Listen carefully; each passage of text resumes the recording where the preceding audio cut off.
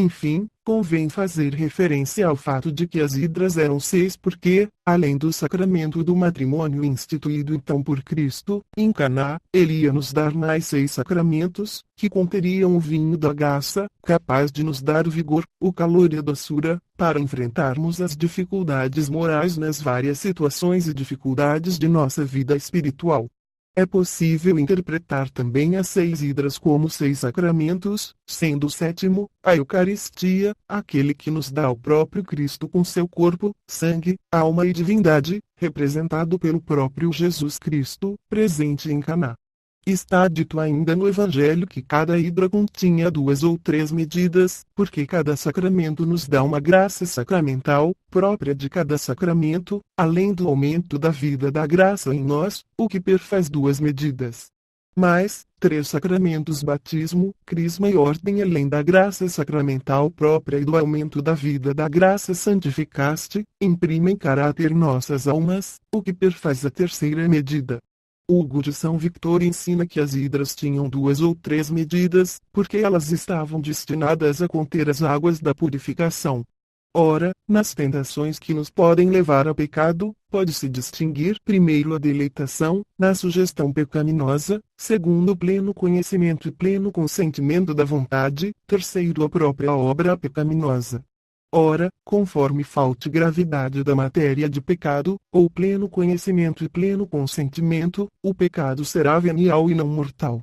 Por isso, o arrependimento deve também conter 2 ou 3 medidas.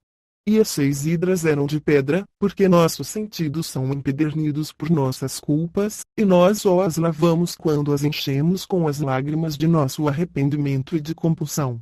E as águas são convertidas em vinho, porque o pranto da culpa é convertido pelo perdão na alegria trazida pelo vinho da graça. Hidras de pedra, porque a igreja é de Pedro e contém firmemente as graças do vinho eucarístico. São Tomás de Aquino faz outro comentário ainda, e muito curioso, sobre o significado das 6 urnas dos judeus, que Cristo ordenou que fossem cheias de água. Diz ele que no sentido místico é preciso compreender que nas núpcias espirituais, a mãe de Jesus, a Virgem bem-aventurada, está presente na qualidade de conselheira das núpcias, porque é por sua intercessão que somos unidos a Cristo pela graça. Opus City capítulo 2, lição 1, número 343, editora City. Vol. página 328. De outro lado, a pedra das hidras representaria os judeus enquanto as águas seriam os gentios. O vazio das hidras e seu preenchimento pela água significaria a substituição dos judeus pelos gentios, no Novo Testamento. E porque as águas, elemento líquido, seriam os gentios, e a pedra ou a terra, o elemento sólido, os judeus? Várias passagens da Escritura indicam isto. Por exemplo, o nome de Moisés significa salvo das águas, não só porque ele foi salvo das águas do rio Nilo, como também porque ele foi salvo dos egípcios que eram gentios. Também, durante o Êxodo, ao chegarem a Mara, os judeus só encontraram águas amargas, isto é, salobras impróprias para saciarem a sede. Porém, quando Moisés lançou nelas o seu bastão de madeira, elas ficaram doces e potáveis. Por que isto? Porque as águas os gentios que não eram potáveis para Deus por causa de sua idolatria, tornaram-se doces e potáveis, quando nelas foi lançado o madeiro da cruz de Cristo. Por isso também, Cristo caminhou sobre as águas e ordenou a Pedro que fizesse o mesmo. E Pedro duvidou e começou a afundar, para representar que, em certo momento, ele duvidou da legitimidade do apostolado com os gentios e judaizou na questão das carnes proibidas, e, por isso, foi repreendido por São Paulo. O arquitriclínio experimentou o vinho miraculoso de Cristo e o julgou excelente. Não conhecendo ainda sua origem miraculosa, falou de sua estranheza ao noivo, dizendo-lhe que, normalmente, os homens servem primeiro o vinho melhor, e depois que os convidados já estão satisfeitos, servem então o pior.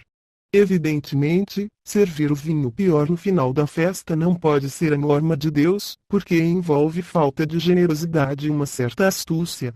As vias de Deus não são as vias dos homens. Deus nos dá primeiramente o vinho pior, as agruras e as cruzes da vida para, depois, nos dar o vinho generoso e perfeito da festa celestial, por toda a eternidade.